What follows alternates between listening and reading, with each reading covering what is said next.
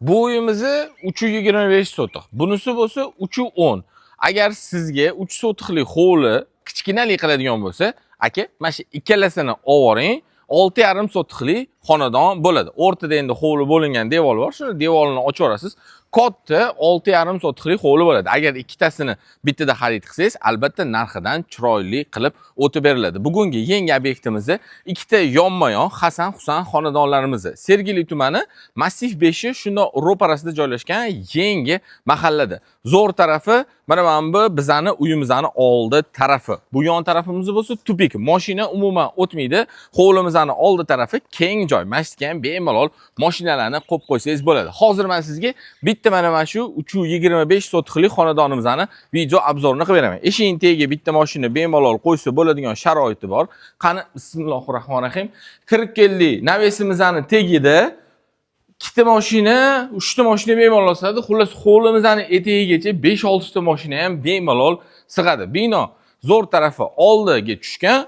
Kirganimizda chap qo'limizda bo'lsa, bu yerda yashil maydonimiz qilingan. Etek qismida bo'lsa, yozgi oshxona, yozda o'tiradigan joy, tashqari taraflarimiz uchun sanuzyullarigacha qilib qo'yilgan. Masalan, aka, sizga agar bu binoimizni kichkina qiladigan bo'lsa, mana shu etek tarafini ham to'sib turib, bir etajli bino qursangiz ham bo'ladi. Narxi qiziqmi, narxiga qiziqyapsizmi? Videoning oxirida men narxini aytib o'taman. Hozir siz birinchi planirovkani ko'ring, planirovkani ko'rsatib bo'lib, sirazi narxini aytib o'taman. Darvozaxona tarafdan uyimizga kirish. Kirdik.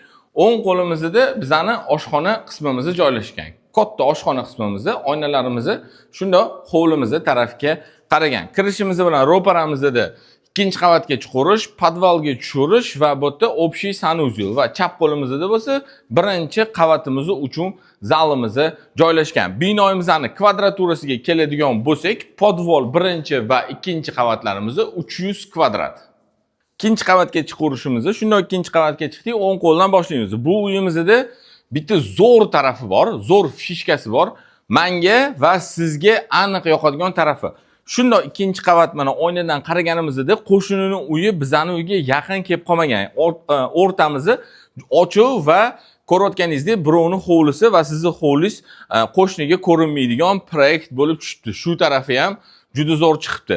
Elektrikalarimiz 100% bitgan, ko'rayotganingizdek, xullas ham domofonlarigacha tayyor qilib qo'yilgan. Bu ikkinchi qavatdagi bizani ikkinchi xonamiz. Ikkinchi xona bolalar uchun mo'ljallangan. Keyin o'rtada общий sanuzyulimiz va shunday ro'parasida bo'lsa, ikkinchi qavatimizdagi 3-xonamiz joylashgan.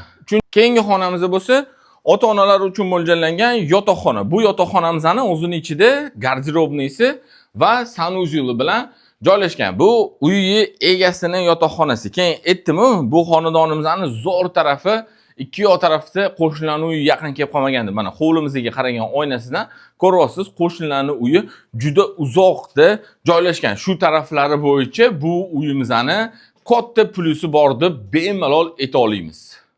Oshxona bilan zalimizning tagi to'liq podval, balandliklari ham ko'rayotganingizdek baland, oynalari ikki yon tarafga qaragan, bemalol bu podval qismimizdan ham jiloy qilib foydalansangiz bo'ladi.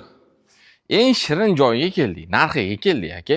Okamlar 200 mingdan sal balandroqdan keldilar ancha. Men kelib, aka, keling, o'tib bering, chiroyli qilib bering, bizani auditoriyaga bizni zo'r narxlarni berishimiz kerak deb siz uchun mana shu 325 sotiqlik yoki 310 sotiqlikni xohlasangiz buni 195 ming dollarga tushirib qo'ydim. O'sha bittasining narxi 195. Agar ikkitasini olsangiz, albatta katta sigitka qilib beraman deb aytdilar.